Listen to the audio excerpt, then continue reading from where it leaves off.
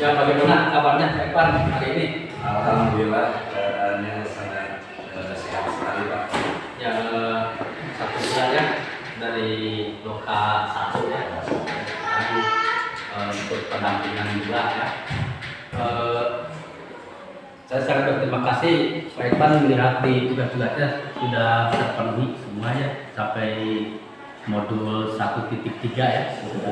Sekarang sedang berjalan modul 1.4 ya. Nah, untuk pendampingan kali ini yaitu perubahan paradigma pemimpin pembelajaran, yaitu fokusnya kita diskusi refleksi diri tentang lingkungan belajar sekolah ya, refleksi perubahan diri setelah mempelajari modul 1.1, 1.2 dan 1.3, terus diskusi rencana merintis komunitas praktisi di sekolah ya, berdasarkan hasil pemetaan yang di Loka Karya 1 ya. Terus mengkomunikasikan visi dan prakarsa perubahan ke kepala sekolah dan warga sekolah dengan nanti saya bantu untuk moderasinya ya. Baiklah Pak Ipan, untuk ini saya mau diskusi ya, sebentar tentang refleksi diri tentang lingkungan belajar di sekolah ya. Bagaimana dukungan kepala sekolah dan rekan sejawat terhadap pendidikan berpelanggan yang Bapak Ibu banggakan? Terima kasih Pak atas kesempatannya. Alhamdulillah dukungan yang saya terima dari kepala sekolah khususnya sangat membantu dan sangat mendorong akan kegiatan-kegiatan yang saya ikuti di program guru penggerak, dan rekan guru yang lain juga sangat mendukung, apalagi rekan guru saya pernah atau sudah ada yang lulus CGP atau guru penggerak, sehingga banyak masukan-masukan yang diberikan oleh beliau. Ya, jadi pada dasarnya kepala sekolah sangat mensupport ya. Terus rekan-rekan terus berbagi praktik baiknya kepada Pak Ipan ya. Ada nggak tantangan dalam menjalankan program guru penggerak yang Bapak alami, tantangannya seperti apa? Mungkin tantangannya memanage waktu ya Pak, karena mungkin bagaimana saya kewajiban saya melaksanakan kewajiban saya di kelas, bagaimana melaksanakan atau kewajiban saya di program guru penggerak, mungkin seperti itu Pak tantangan saya soal memanage waktu. Iya, baik. Berarti kedepannya mungkin di dalam perencanaannya dalam memilih waktu ya, memilih waktu. Keteteran tidak Pak untuk pelaksanaan antara pelatihan CGP dengan pekerjaan Bapak di kelas? Kalau masalah keteteran, alhamdulillah Pak, jadwal saya di kelas dan jadwal saya mengikuti program guru penggerak itu sudah dijadwalkan secara baik dan benar. Jadi sehingga mungkin kalau masalah keteteran mungkin tidak terlalu keteteran, ya, alhamdulillah tugas-tugas selalu dikerjakan dengan baik atau tepat waktu, dan tugas atau kewajiban saya di kelas pun berjalan dengan baik. Jadi secara intinya tidak mengganggu pekerjaan sehari-hari ya, untuk di kelas membersami anak-anak ya. Baiklah Pak, Bapak sudah mempelajari modul 1.1, 1.2 dan 1.3. Tentang apa itu modul-modul tersebut? Yang pertama adalah terkait filosofi Ki Hajar Dewantara ya Pak. Di sana Ki Hajar sangat luar biasa sekali. Ki Hajar Dewantara dapat sudah bisa melihat bagaimana pendidikan di masa depan, sehingga guru itu menurut Ki Hajar Dewantara, guru itu atau semboyan Ki Hajar Dewantara yaitu ingarso sung tuludo. Jadi kita itu sebagai guru harus memberikan teladan, dan imadia mamung karso. Jadi sebagai guru kita itu harus mendorong, dan tukuri handayani yaitu kita sebagai guru harus mendorong moral atau semangat. Jadi banyak hal yang bisa didapat ya dari modul yang telah Bapak pelajari ya, dan mungkin sudah diimplementasikan di kelas Pak?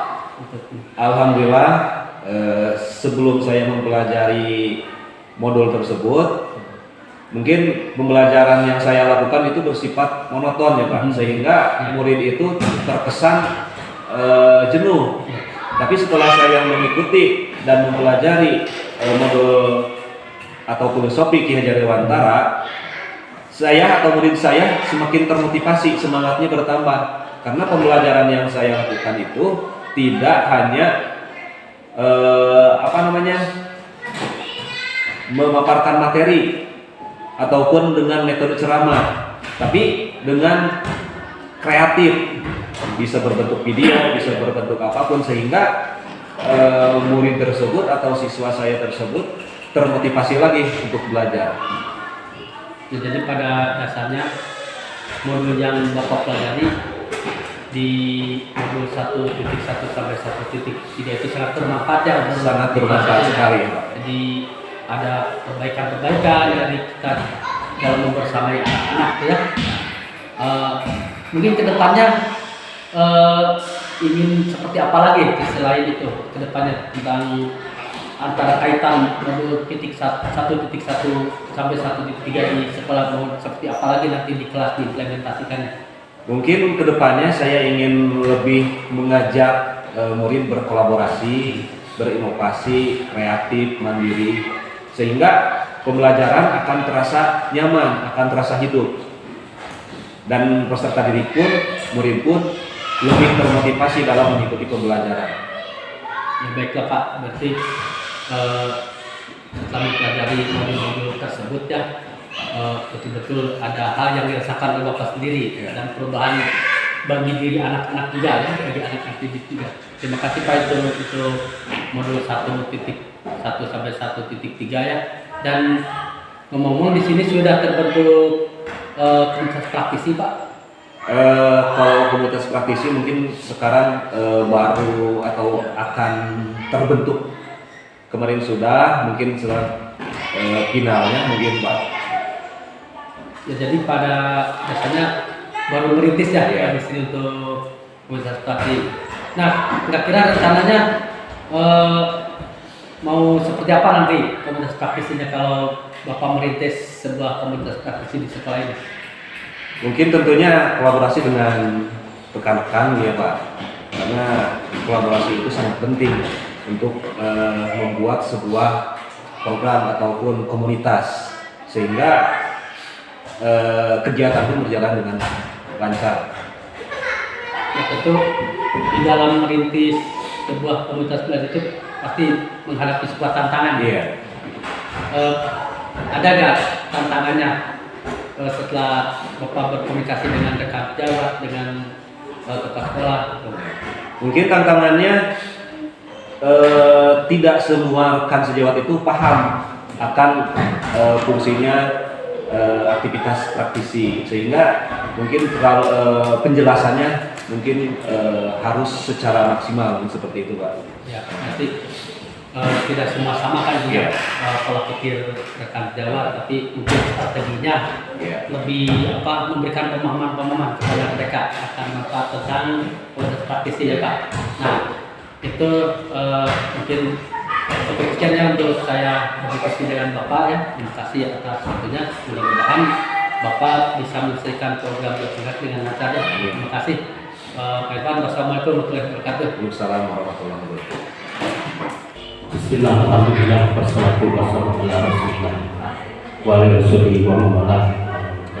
La haula wa la quwwata illa billah. Yang saya hormati Bapak Kepala SDN Ima Sarutama, yang saya hormati Bapak Ibu Guru SDN Ima Sarutama, yang saya banggakan PDP saya Bapak Irfan. Mari bersama-sama kita panjatkan puji syukur kepada Allah Taala bahwasanya kita semua masih diberi kesempatan untuk berkumpul di sekolah yang dibanggakan oleh Bapak dan saya semuanya. Pertama-tama saya mohon maaf barangkali Bapak Ibu tiba-tiba ini orang bicara di depan misalnya siapa gitu. Saya sebagai tenaga praktik dari CGP-nya Pak Irfan, saya mengucapkan terima kasih yang sebanyak-banyaknya, lebih khusus kepada Bapak-Bapak sekolah yang memberikan ruang dan waktu untuk Pak Irfan menyampaikan apa hasil dari pembelajaran di modul 1.1 sampai 1.3, dan mudah-mudahan segala kebaikan Bapak Ibu mendapatkan ganjaran yang berlipat ganda depan Allah. Amin ya Allah. Dan untuk itu tadi saya sudah berdiskusi dengan Pak Irfan tentang perubahan paradigma dalam membersami anak-anak, dan sekarang sesi diskusi tentang visi misi yang sudah dibuat oleh Pak Irfan. Ini diskusi semua bisa mengeluarkan pendapatnya, jadi secara terbuka ya. Dan ini tidak bermaksud untuk mencari kelemahan visi yang sudah berjalan. Dan dalam hal ini saya sangat mengapresiasi terhadap apa yang sudah dijalankan oleh Pak Irfan di dalam menjalankan program upaya. Untuk itu saya serahkan sepenuhnya kepada Pak Irfan untuk mengembangkan visi yang sudah dilakukan.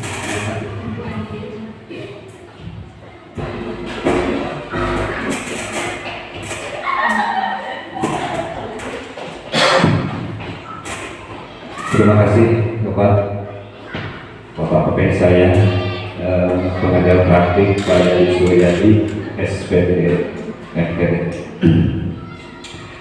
Bismillahirrahmanirrahim. Assalamualaikum warahmatullahi wabarakatuh. Alhamdulillahirabbil alamin. Wa bihi nasta'in ala umuri dunya waddin wa ala alihi washabihi ajmain. Amma ba'du. Pertama-tama mari kita panjatkan puji dan syukur kehadirat Allah Subhanahu wa taala karena atas izinnya, atas rahmatnya kita semua dapat berkumpul di tempat yang insya Allah dimuliakan. Salawat serta salam mari kita curah limpahkan kepada junjungan kita Nabi besar Muhammad Sallallahu Alaihi Wasallam, tak lupa kepada keluarganya, kepada sahabatnya, kepada tabi'in dan tabi'atnya, dan kepada kita selaku umatnya. Mudah-mudahan dikasih syafaat olehnya di yaumil akhir. Amin ya Allah.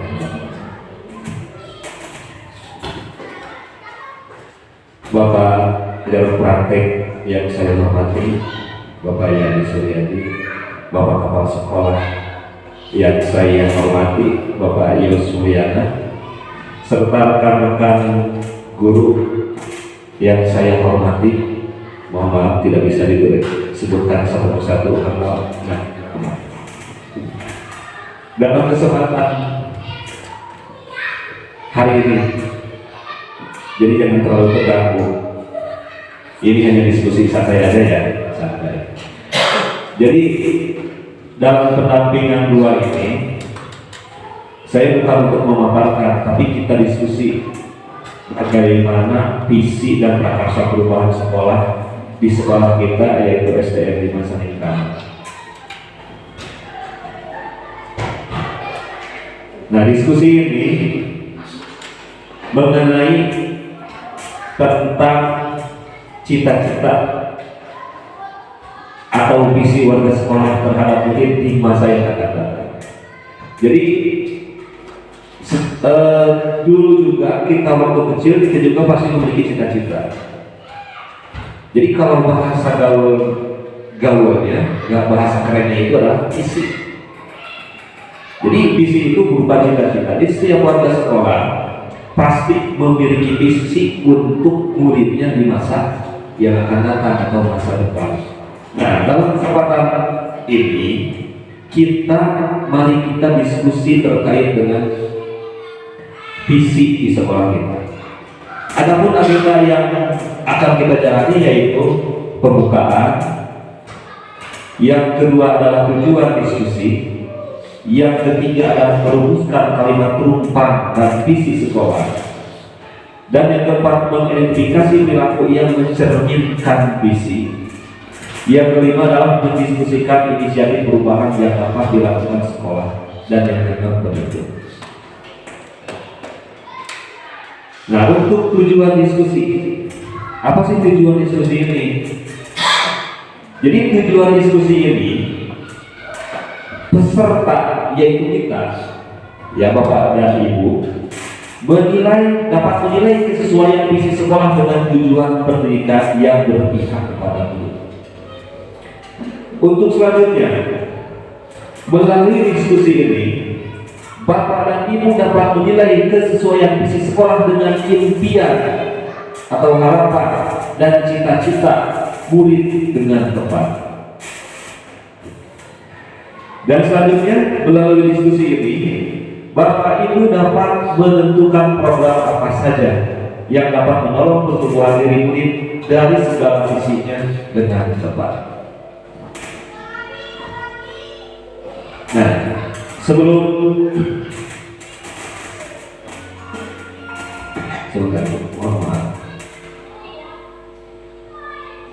Nah, kita simak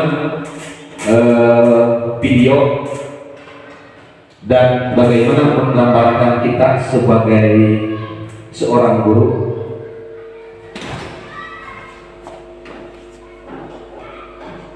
Kita simak bersama-sama.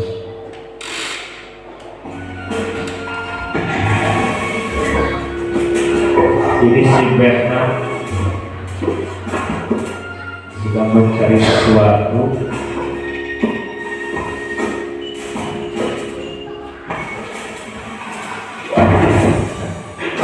Berusaha untuk mengambil yang diinginkan. Ternyata sebuah palu.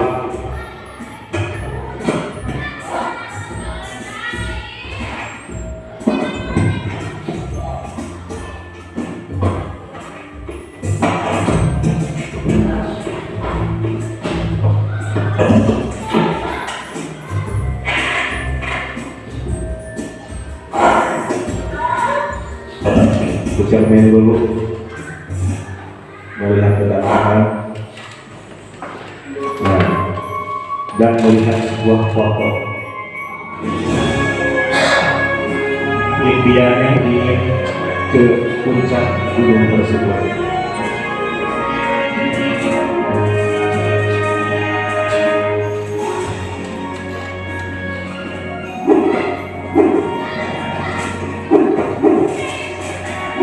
Berusaha memanjat dengan tampaknya, namun saya tampak tersebut jatuh, sedangkan puncak masih jauh.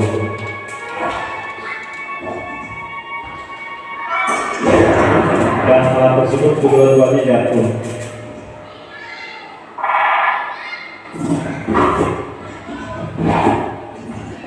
Secara tidak disadari,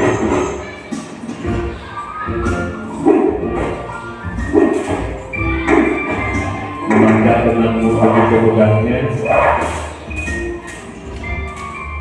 tapi dengan banyak gaya.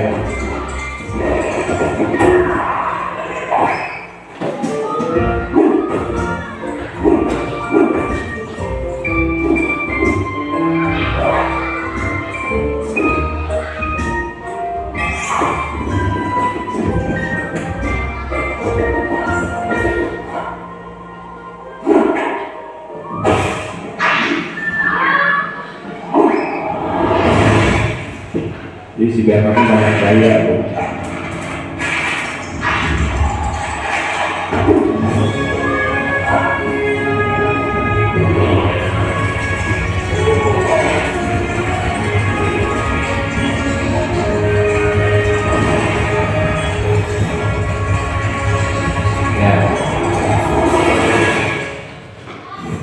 Terima kasih.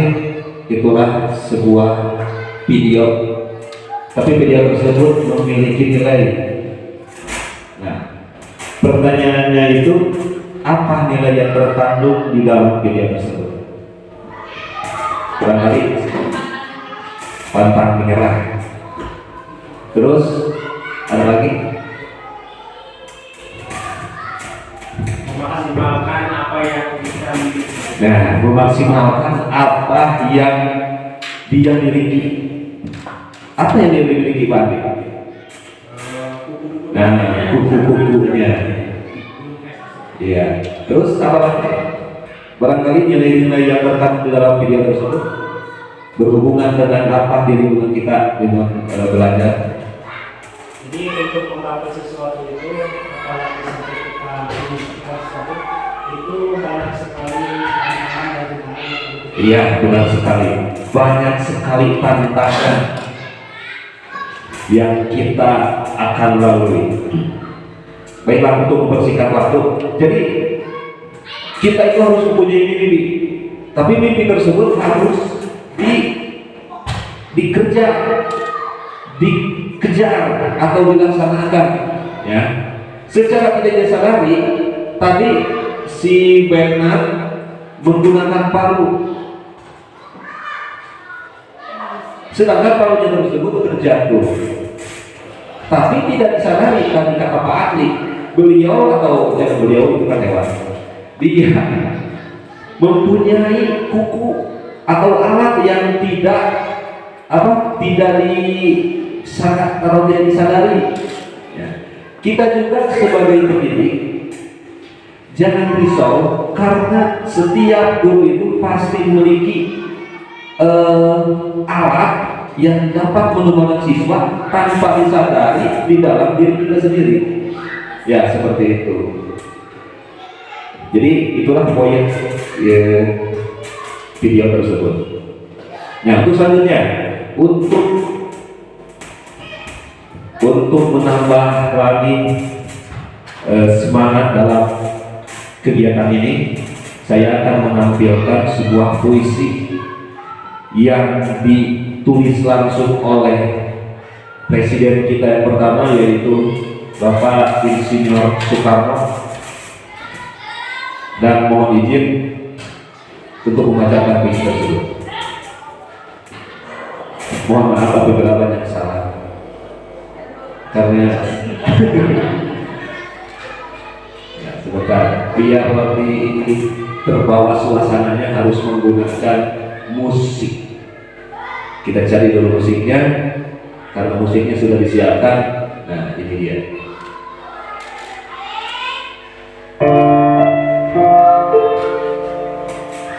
Kita renungkan bersama.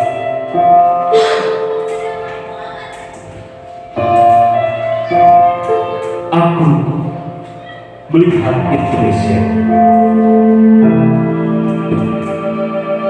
Jikalau aku berdiri di pantai ngeliat, aku mendengar lautan Hindia bergelora, membanting di pantai ngeliat. Aku mendengar lagu sajak Indonesia. Jikalau aku melihat sawah-sawah yang menguning menghijau, aku tidak melihat lagi batang-batang padi yang menguning menghijau. Aku melihat Indonesia. Jikalau aku melihat gunung-gunung, gunung berapi,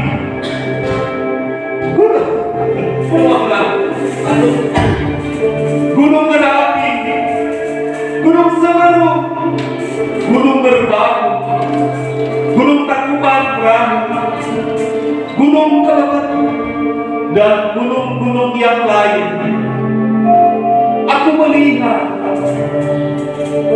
Indonesia. Jika aku mendengar lagu-lagu yang merdu dari Batak, bukan lagi lagu Batak yang kudengar.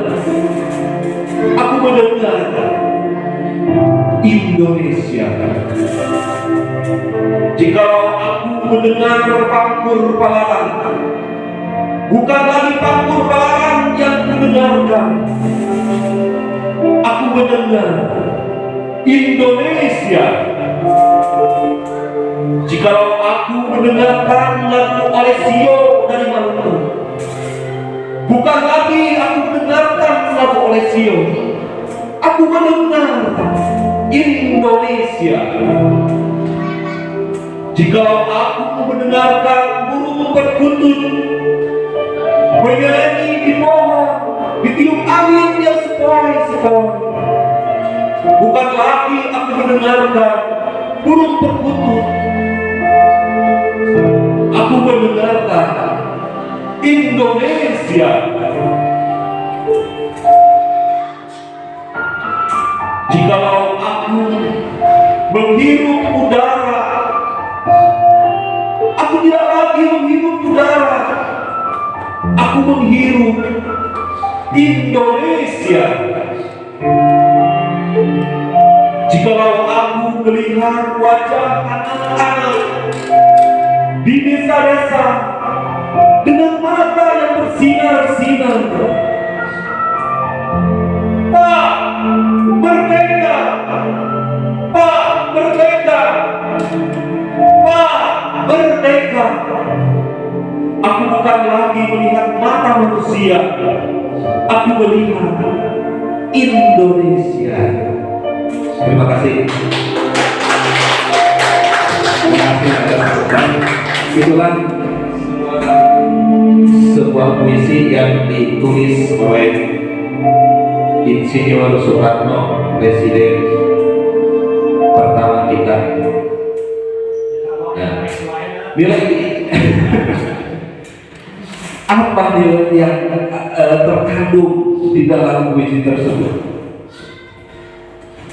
Banyak nilai-nilai yang terkandung dalam puisi tersebut. Barangkali Bapak Ibu dapat menemukan nilai yang terkandung di dalam puisi tersebut. Mengandung bawang, betul sekali Pak Menteri. Apabila kita terus menghayati, mendalami banyak nilai yang sangat terkandung, yang sangat bermakna di dalam puisi tersebut, tentang cinta kita terhadap tanah air, terus tadi keindahan alamnya, terus tadi semangat persatuannya, tekad dan tujuannya untuk membangun bangsa ini ke arah yang lebih baik lagi. Mungkin itu isi atau makna dari puisi yang dibuat oleh Bapak Insinyur Soekarno. Baiklah Bapak Ibu, kita lanjut. Apa sih murid impian kita itu? Setiap guru pasti memiliki impian terhadap murid-muridnya. Karena kebanggaan seorang guru itu ketika murid-muridnya tumbuh sukses di masa yang akan datang, di masa depan. Nah, untuk pertanyaan rumah ini ya, kalimat rumah ini saya sudah mempersiapkan sebuah lembaran, mungkin Bapak Ibu bisa mengisinya.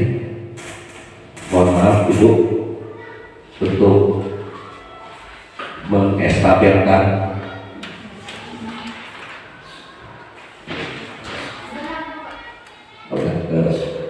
udah Ibu. Nah, apa sih impian murid-murid kita itu? Yang pertama, kita memimpikan murid-murid yang seperti apa? Apakah memimpikan murid-murid yang berakhlak mulia, apakah memimpikan murid-murid yang kreatif, atau apa saja sesuai dengan apa yang ibu inginkan. Kita percaya bahwa murid-murid itu murid itu seperti apa sih? Murid-murid kita itu apa sih?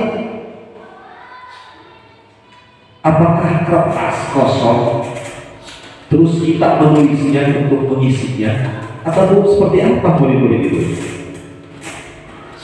Yang ketiga, di sekolah kita mengutamakan apa di sekolah kita ini? Apakah mengutamakan kejujuran, apakah mengutamakan kreativitasnya, atau mengutamakan apa? Murid di sekolah kita sadar betul bahwa kita di sekolah ini yakin untuk kita mempunyai keyakinan untuk sekolah kita itu seperti apa. Saya dan guru lain di sekolah saya paham bahwa ya kita sebagai guru di sini memahami bahwa untuk kemajuan sekolah kita itu atau impian itu seperti apa.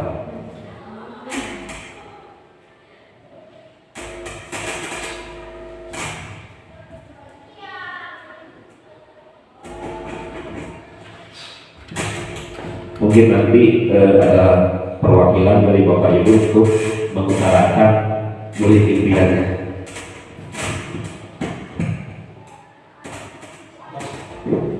Sudah Pak Menteri? Oh siap. Mohon untuk kalau Pak Menteri bisa langsung saja Pak Menteri. Untuk mohon maaf ini karena oh siap.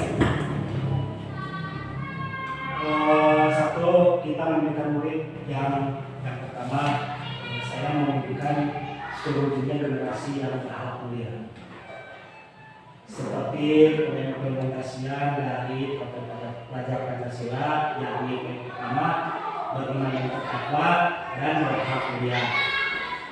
Kenapa? Satu,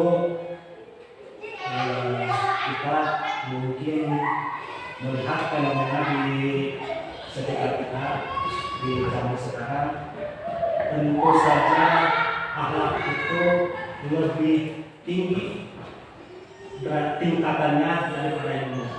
Nah, di sini saya pernah mendengar kenapa itu kenapa lebih utama daripada B.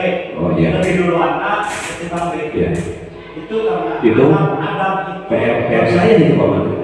Adab mungkin lebih utama daripada ilmu. Mungkin di generasi sekarang kita menemukan banyak sekali yang pintar itu banyak sekali. Tapi pintar yang dibarengi dengan akhlak itu sulit kita temukan. Nah, kenapa di agama kita juga menyarankan atau mengutamakan dulu adab ketimbang ilmu. Mungkin kita juga bermimpi bahwa anak-anak didik kita itu lebih adab dulu diutamakan ketimbang ilmu. Ada pepatah juga mengatakan sedikit adab itu bisa menutupi kekurangan kita ilmu. Tapi ilmu yang banyak belum tentu itu tidak mungkin bisa menutupi adab. Mungkin itu, mungkin yang lain nanti bisa menambah.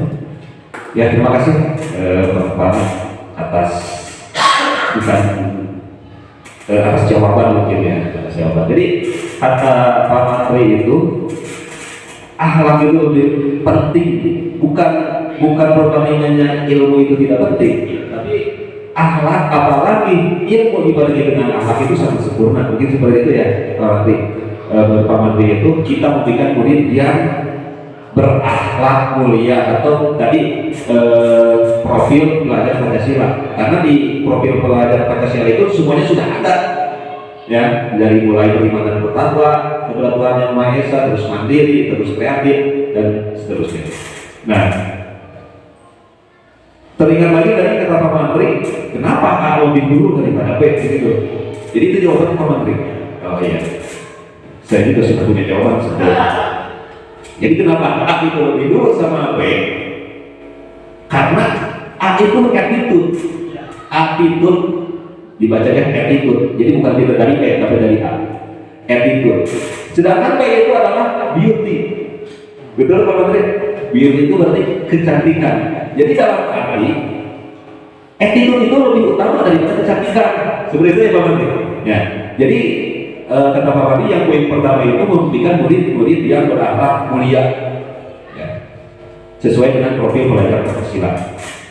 Ya Pak Menteri sangat luar biasa sekali.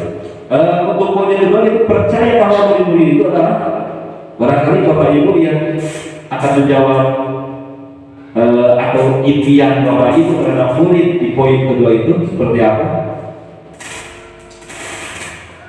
Ibu Titir, silakan yang poin kedua. Kita percaya bahwa murid adalah pribadi yang memiliki karakter yang berbeda-beda dan dapat berkembang sesuai dengan kodratnya masing-masing. Sangat setuju, Bu. Jadi kita percaya bahwa murid itu betul sekali. Jadi setiap murid itu tidak sama, karakternya berbeda-beda. Maka dari itu pengimplementasian terhadap murid itu pasti berbeda. Bagaimana kita cara mendidik si A, bagaimana kita cara mendidik si B, itu pasti berbeda. Karena setiap murid itu berbeda. Ya, terima kasih Bu Titi atas jawabannya. Yang ketiga adalah di sekolah kita mengutamakan apa? Barangkali Bapak Ibu yang silakan Bu Yosi. Kebutuhan murid dan pembentukan karakter melalui profil pelajar Pancasila. Kita mengutamakan kebutuhan murid melalui pendidikan karakter ya, yaitu profil pelajar Pancasila. Yang keempat, mungkin siapa? Yang keempat, murid di sekolah kita sadar betul bahwa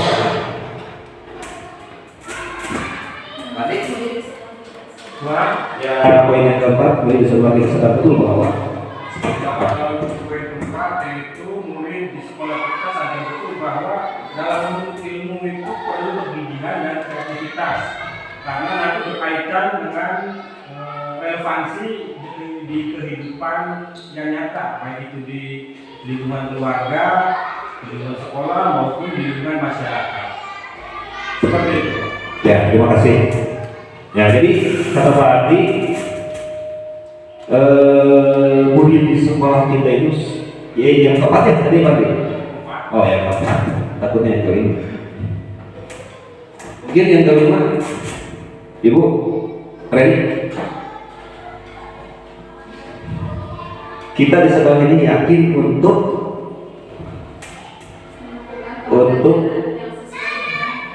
iya, untuk melakukan pembelajaran yang sesuai dengan karakter dan minat, sesuai bakatnya. Jadi apabila si A minatnya ke gambar atau seni mungkin lebih diarahkan, atau si B minatnya ke olahraga mungkin diarahkan seperti itu.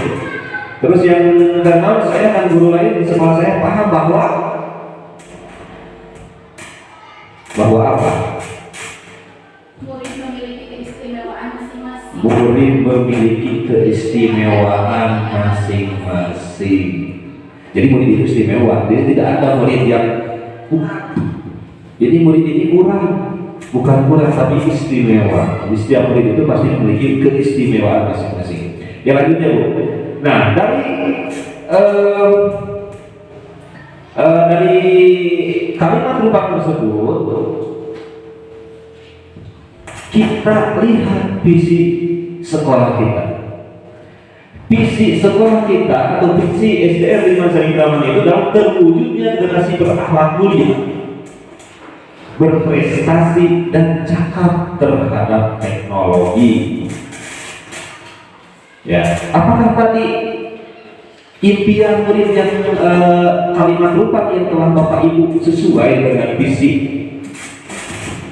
sekolah kita. Yang pertama, keluarnya generasi berakhlak mulia. Mungkin tadi Pak Mandi sudah menjelaskan bahwa kita mendidik murid yang berakhlak mulia, ya sesuai dengan profil belajar Pancasila. Mungkin sudah tertuliskan atau tercantum di dalam visi tersebut. Kemudian generasi berakhlak mulia, terus berprestasi.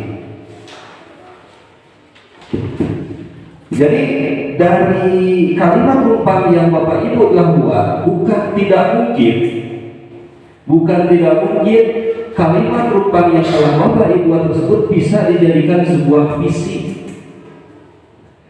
Jadi visi tersebut, visi sekolah kita tersebut ini yang ada di depan, terwujud generasi berakhlak mulia, berprestasi dan cakap berteknologi.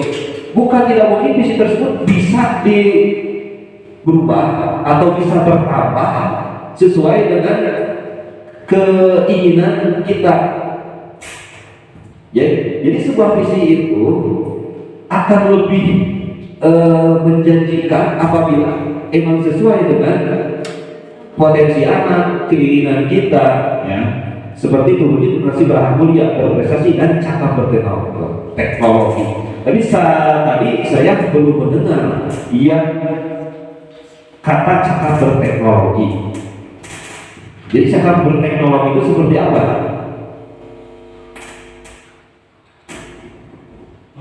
Malah Cakap teknologi berarti mampu menggunakan teknologi secara optimal sesuai dengan kebutuhan yang nyata di kehidupan. ya, berarti cakap teknologi itu mampu, kata Pak Andi yang mampu. Sedangkan untuk mengimplementasikan kecakapan atau kemampuan anak tersebut harus seperti apa? Kan tidak mungkin anak tersebut visi sekolah kita itu cakap berteknologi, tapi dalam kehidupan sehari-hari teknologi tersebut tidak dikenalkan.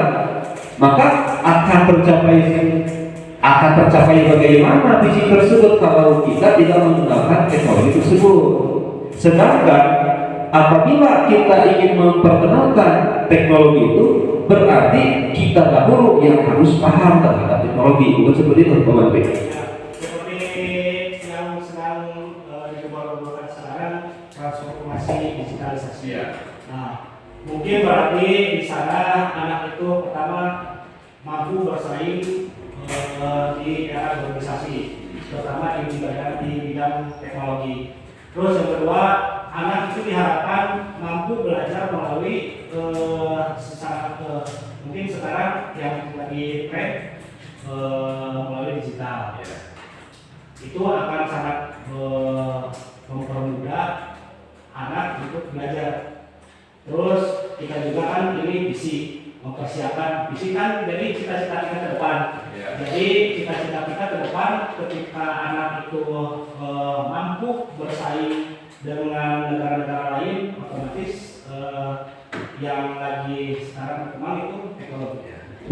Sangat setuju sekali Pak Mandi, karena kita itu menuntut anak di masa depan, untuk masa depan, bukan di masa depan, berarti kita untuk nanti, tapi untuk masa depannya, mungkin 10 sampai 15 tahun yang akan datang.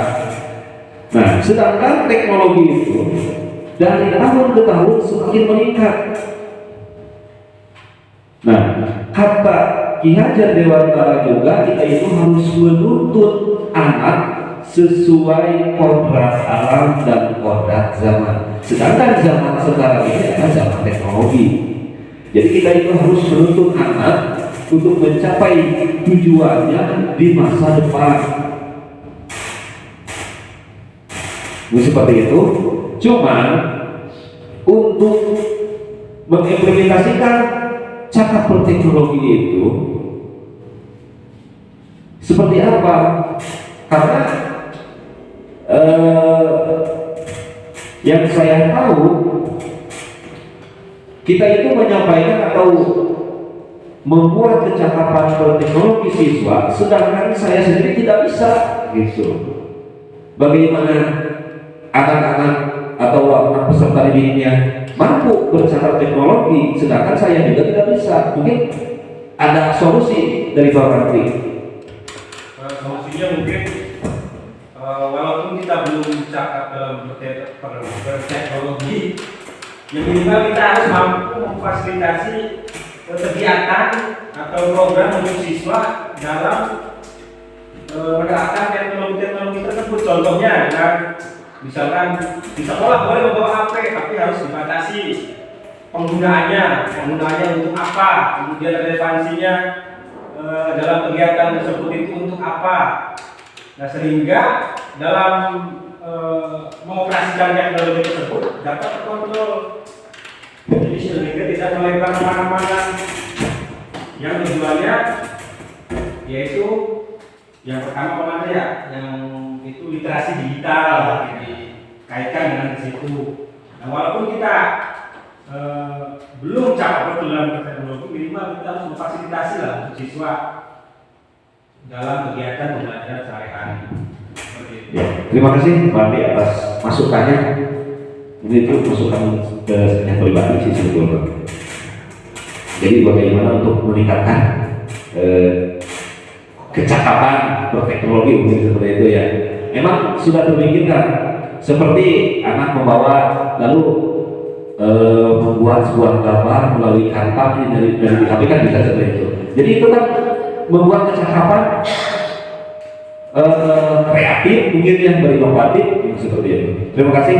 Nah, jadi dari kalimat rumah tersebut kita dapat bukan tidak mungkin visi tersebut bisa direvisi kembali ya. Ya. Dari visi ini saya menyimpulkan menggambarkan anak ketika terwujudnya generasi yang berhak mulia, berprestasi dengan cara teknologi, saya mewujudkan memimpikan anak itu nantinya anak yang benar, yang pintar, yang mampu bersaing. Ya. Nah, salah satu contohnya ya mungkin dalam penerapan literasi digital tadi, misalkan yang sedang tren ini kan TikTok. Nah, tapi TikToknya tidak ada joget-joget tadi Iya, yang apa? betul. Misalkan TikToknya coba kalian buat pemaparan tentang materi IPA, misalkan tentang pertumbuhan manusia kira-kira bagaimana kalau dibikin sebuah video, nah, seperti itu. Iya, Saya dengan materi yang tadi CP. Iya, sama. Jadi untuk mewujudkan generasi yang memiliki prestasi tapi tidak keluar dari koridor mungkin seperti itu ya, teknologi ya kan berhak mulia, berarti kan sesuai dengan profil belajar Pancasila. Ya, kenapa tadi yang diutamakan dulu supaya ketika anak itu pintar tapi kurang berakhlak. Ya, attitude-nya. Ya. Nah, kenapa alat itu didulukan? Ya, jadi attitude itu yang didahulukan, gitu. Lalu baru ilmu. Jadi percuma ilmunya bagus, tapi akhlaknya tidak bagus. Mending akhlaknya bagus, tapi ilmunya juga bagus, seperti itu. Ya, terima kasih. Yang pintar, yang mau bersaing, dan berhak mulia. Yang itulah, dan untuk selanjutnya, mengidentifikasi perilaku yang mencerminkan visi. Apakah visi sekolah sudah berpihak pada murid? Visi yang tadi berarti. Apakah visi tersebut sudah berpihak kepada murid? Menurut saya sudah, karena Ya. tadi dikaitkan dengan teknologi, tentunya kan itu berkaitan dengan kodrat zaman. Ya, betul. Zaman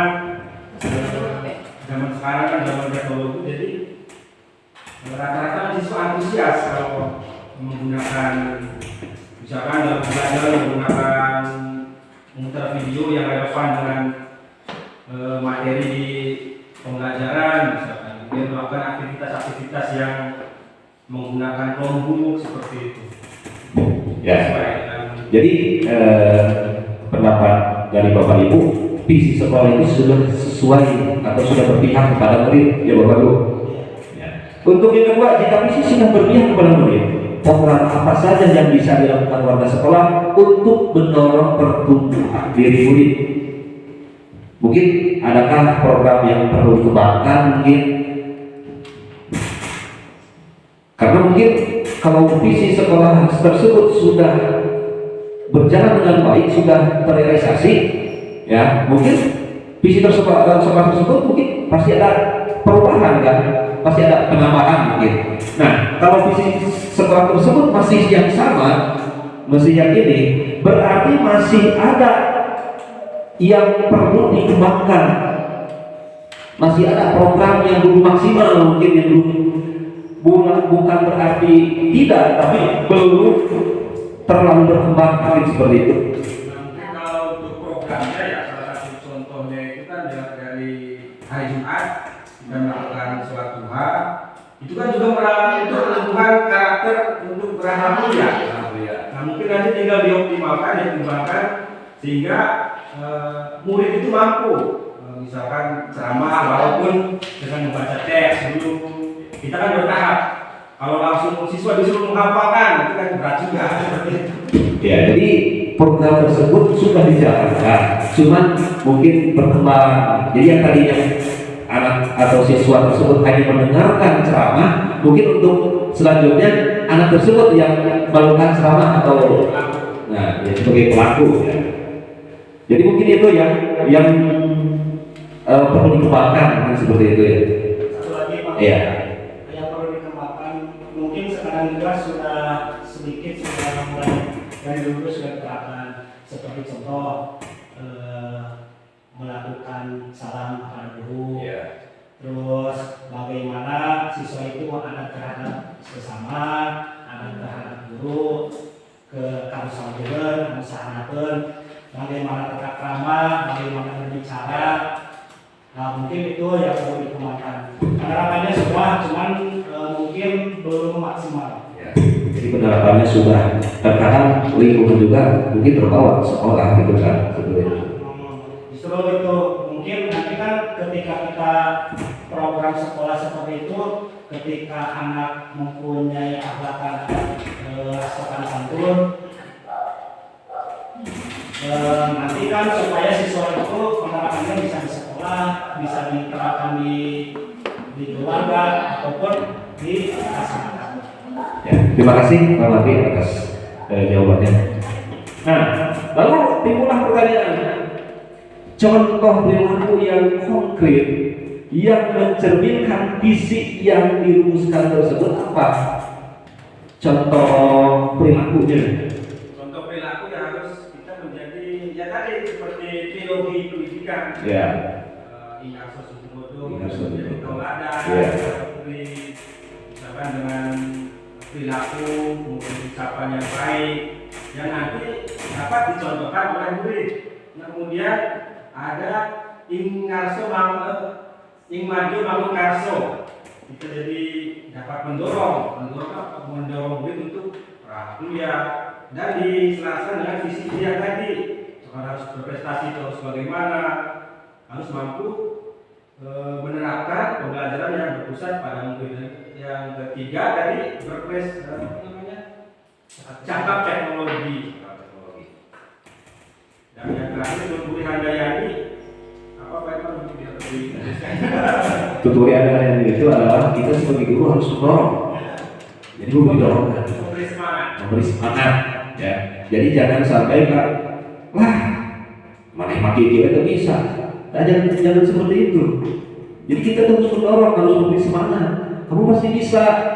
Gitu. Orang lain juga bisa, masa kamu gak bisa? Jadi, terus kasih semangat seperti itu. Nah, contoh perilaku yang konkret itu, guru masuk tepat waktu, guru ramah kepada murid. Jadi jangan pilih pusing, yang dia ramah ini enggak. Jadi semua murid itu sama, ya. Mengajar dengan menyenangkan.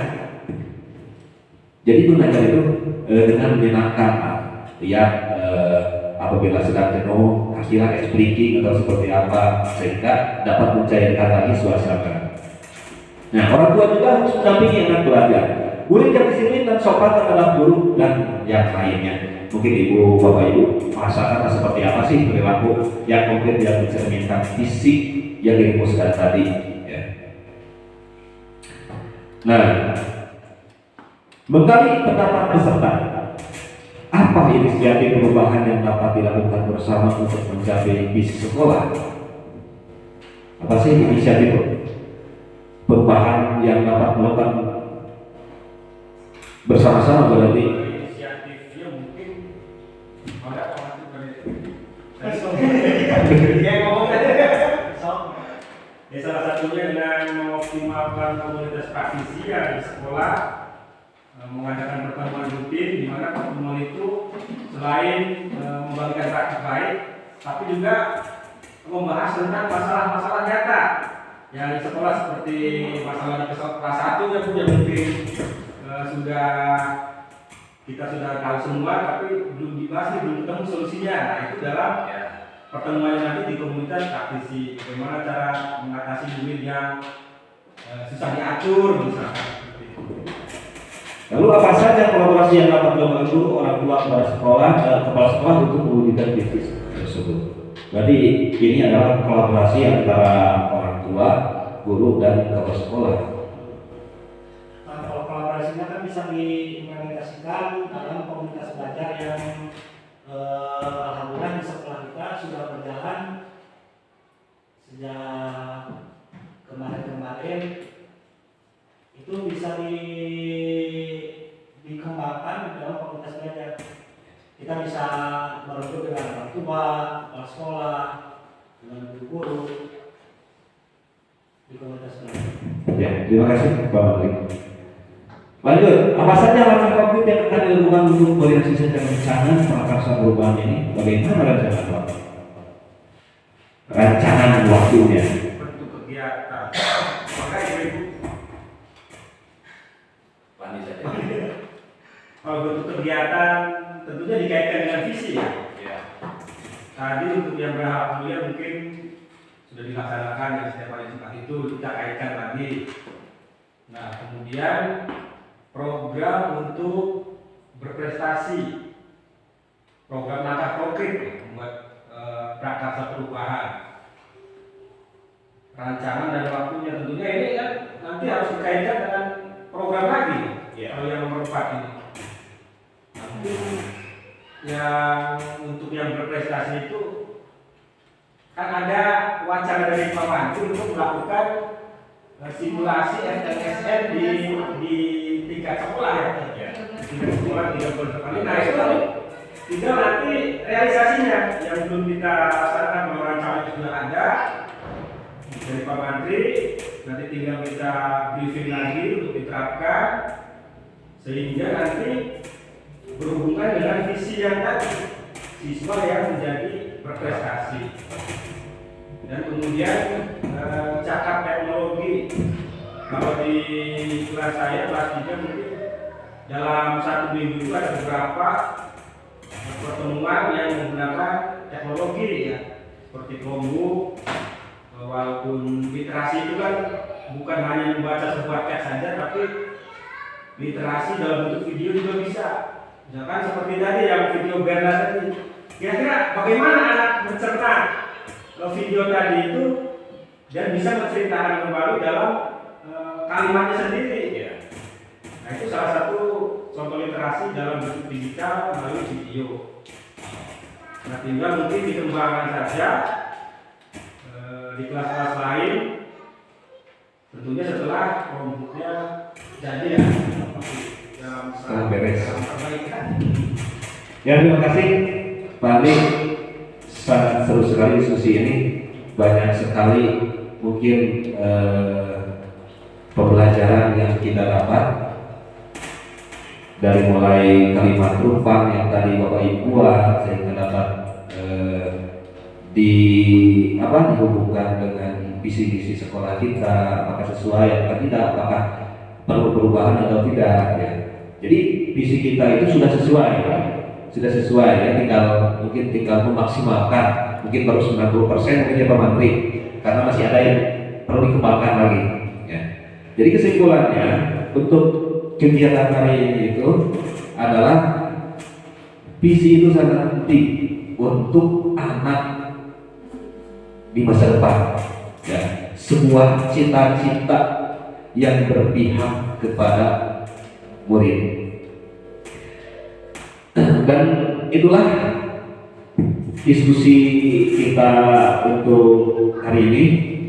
Terima kasih. Mohon maaf apabila ada kekurangan. Mohon maaf apabila ada kata-kata yang mungkin tidak berkenan kepada Bapak dan Ibu. Tapi sebelum saya mengakhiri diskusi ini, izinkan saya untuk berpantun terlebih dahulu. Mohon maaf, tadi saya nulisnya baru-baru soalnya, jadi tidak ketawa, tidak harus membaca. Padi habis, tinggal jerami. Bakar dahulu sampai bersih. Selesai sudah presentasi kami. Cukup sekian dan terima kasih. Wassalamualaikum warahmatullahi wabarakatuh. Terima kasih kepada Bapak Irfan yang sudah menyampaikan presentasinya tentang visi-visi dan perubahan untuk sekolah ini. Sekali lagi tepuk tangan buat Pak Irfan.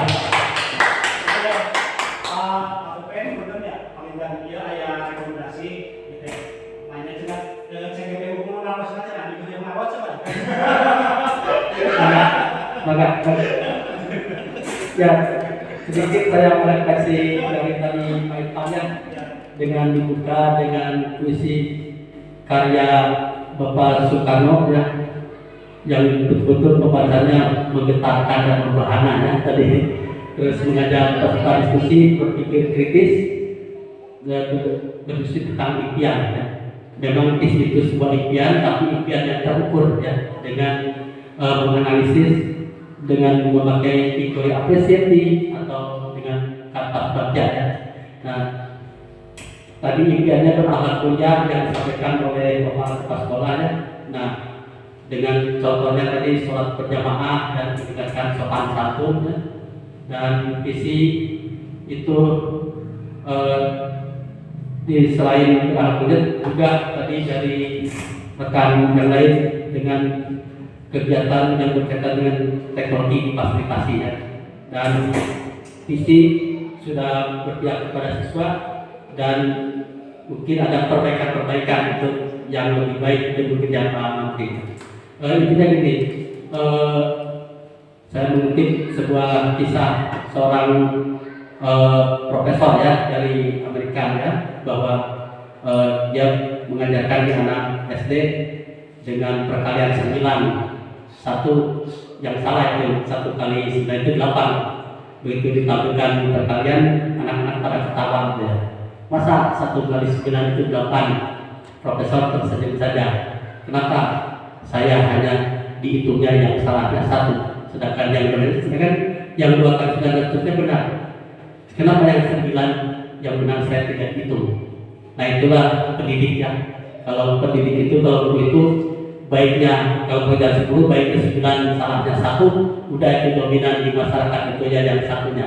Nah, tapi di sini totalitas sebagai guru, apa yang dijalankan oleh Pak Irfan itu sudah betul-betul menginspirasi kita ya, bahwa guru itu ibarat air ya. Kalau air itu mengisi yang paling bawah dulu, terus mencari lubang yang sekecil apapun untuk keluar. Lubang itu ditutup serapat-rapat oleh besi beton atau dibeton atau oleh besi plat, dia menunggu cahaya matahari itu keluar dengan cara menguap. Nah berarti ruang inspirasi dan inovasi itu sekecil apapun menjadi peluang bagi kita semua. Saya yakin di sekolah ini, apalagi terima kasih Bapak Kepala Sekolah yang sudah memfasilitasi SDP kami untuk terus berinovasi dan berkreasi, dan dalam hal ini mudah-mudahan dengan kehadiran Pak Irfan SDP memberikan energi positif bagi lembaga ini. Itu yang bisa saya sampaikan. Mohon maaf segala kekurangan dan kelebihannya. Dan untuk itu sekali lagi saya berkali-kali berterima kasih lah kepada juga rekan saya ya, Pak Sekolah. Saya betul-betul tidak menyangka seperti ini, tentang wah sangat luar biasa ini Pak Ipan. Sekali terima kasih untuk Pak Ipan, tepuk tangan dong Pak Ipan ini. Dan juga untuk kita semua. Assalamualaikum warahmatullahi wabarakatuh.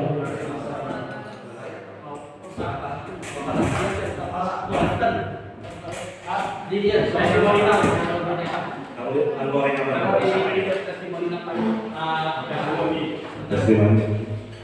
Silakan untuk Bapak Kepala Menteri untuk menyampaikan kesempatan Bapak juga. Bismillahirrahmanirrahim. Assalamualaikum warahmatullahi wabarakatuh.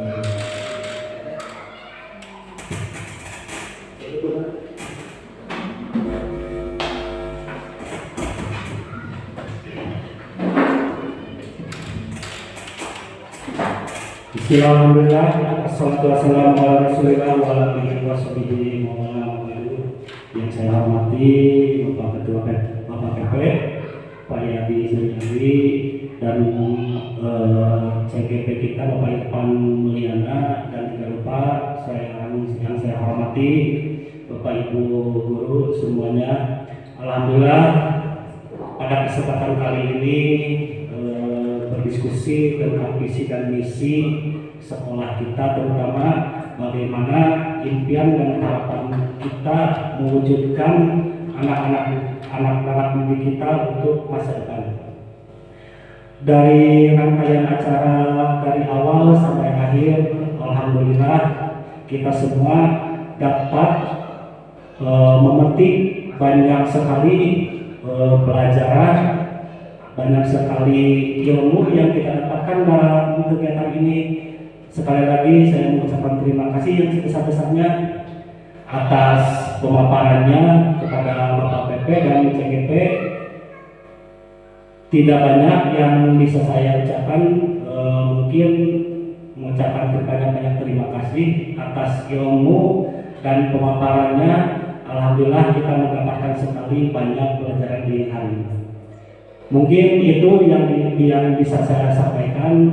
Mohon maaf atas kekurangannya. Wabillahi taufiq wal hidayah. Wassalamualaikum warahmatullahi wabarakatuh.